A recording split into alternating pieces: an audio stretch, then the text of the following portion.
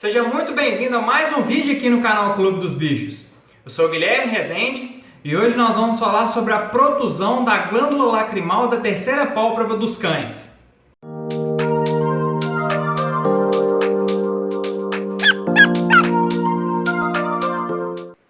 Antes da gente começar, aproveita que você está aqui assistindo esse vídeo e curte as redes sociais aqui do nosso canal. Aqui embaixo tem um link da nossa página no Facebook e do nosso perfil no Instagram. Tem também o endereço do nosso blog, que é o www.clubedosbichos.com.br. Lá você vai encontrar informação de qualidade sobre o seu animal de estimação. Protrusão da glândula lacrimal da terceira pálpebra. Terceira pálpebra. Mas o que é a terceira pálpebra? Os olhos dos animais domésticos possuem algumas estruturas anexas, como por exemplo, os cílios, os músculos oculares, as glândulas lacrimais, as pálpebras superior e inferior e a terceira pálpebra. A terceira pálpebra ela é uma dobra de mucosa ocular de forma aproximadamente triangular. Ela fica no canto medial do olho, entre o olho e a pálpebra inferior. A terceira pálpebra tem basicamente três funções: proteção mecânica do olho, proteção imunológica do olho e produção de lágrima.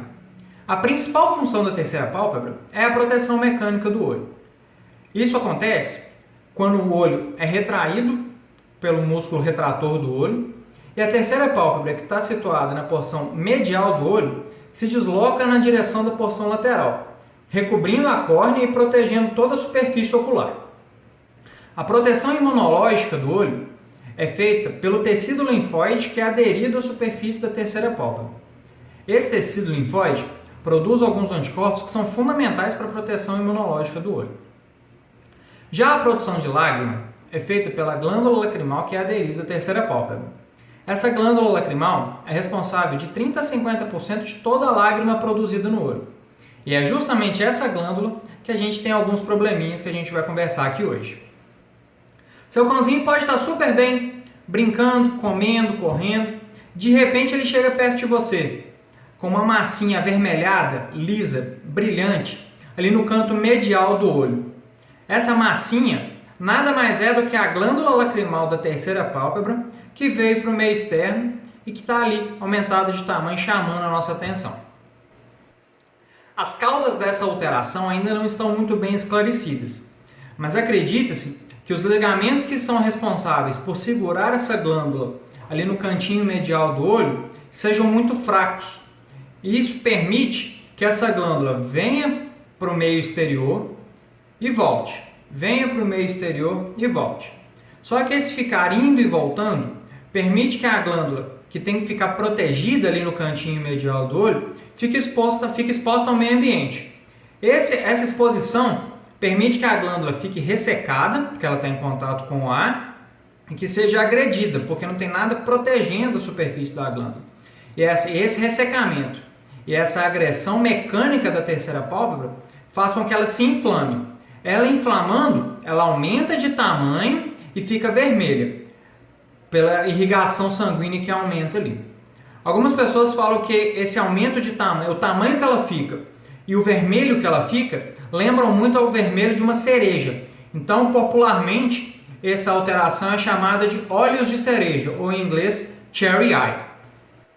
A protrusão da glândula lacrimal da terceira pálpebra é mais comum em animais jovens, de até 2 anos de idade, mas ela é mais frequente em animais de até 6 meses de vida. Ela não apresenta predisposição sexual. Tanto machos quanto fêmeas têm as mesmas chances de apresentar essa patologia. Dentre as raças mais predispostas a apresentar essa alteração, encontramos os bulldogs, tanto o francês quanto o inglês, os cocker spaniel, tanto o americano quanto o inglês, shih tzu, shar-pei, pug, lhasa apso, pequinês, basset hound e os boston terrier. O tratamento de escolha para a protrusão da glândula lacrimal da terceira pálpebra é cirúrgico. Deve ser feito o reposicionamento da glândula protuída ao seu local anatômico normal, que é no canto medial do olho. Esse reposicionamento não pode interferir no deslocamento da terceira pálpebra nem na arquitetura da glândula lacrimal. Existem algumas técnicas para fazer esse reposicionamento. A escolha da técnica deve ser feita pelo cirurgião veterinário de acordo com cada caso clínico e de acordo com o seu treinamento, com a sua habilidade em realizar esse procedimento. No pós-operatório de cada cirurgia, o animal vai receber algumas medicações e vai usar aquele cone, aquele colar elisabetano durante alguns dias, para evitar que o animal traumatize a região operada e rompa os pontos. O que não pode ser feito é a retirada dessa glândula. Até meados da década de 70, não se tinha noção do grau de importância da produção de lágrima dessa glândula para o olho. Pela sua facilidade, a técnica preconizada era a retirada dessa glândula, fazia-se a excisão dessa glândula do olho.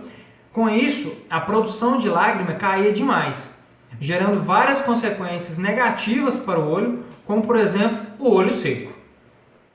A fraqueza dos tecidos que seguram a glândula lacrimal da terceira pálpebra aos tecidos periorbitais tem caráter hereditário, ou seja, animais que apresentam essa característica podem passá-la para os seus filhotes. Por conta disso, a recomendação que se tem é que animais que apresentem essa patologia não sejam mais levados à reprodução, que eles sejam retirados da linha de reprodução. E aí, gostou do vídeo? Deixa seu like aqui pra gente, se inscreve no nosso canal. Tem alguma dúvida, alguma curiosidade sobre os animais? Deixa aqui nos comentários. Um abraço, até o próximo vídeo aqui no canal, até mais!